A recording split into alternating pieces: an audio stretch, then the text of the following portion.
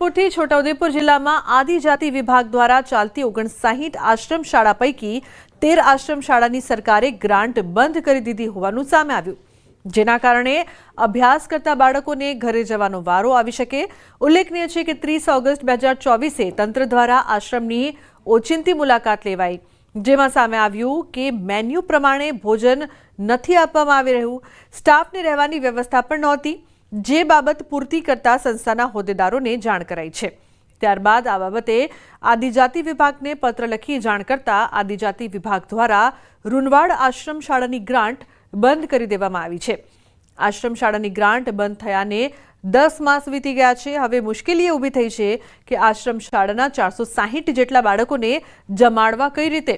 Grant બંધ થતા આશ્રમ શાળાને ચલાવવા મુશ્કેલી પડતા હવે વાલીઓ પણ તંત્રને ગ્રાન્ટ શરૂ કરવા માંગ કરી રહ્યા છે। તારીખ 30/8/2024 રોજ સરકારશ્રીના અધિકારીઓ દ્વારા શાળાની મુલાકાત લેતા ભોજનાલય કાળું છે તેવું મૌખિક સૂચન કરેલું અને રંગરોગાન કરવાનું સૂચન આપેલું હતું। અમે દિન 3માં રંગરોગાન કરી અને ફોટોગ્રાફ્સ અહેવાલ સાથે તારીખ 14/10/2024 રોજ રૂબરૂ ગાંધીનગર સુનાવણીમાં રજૂ કરેલ હતું, પરંતુ આજ દિન સુધી ભોજન બિલના નાણાં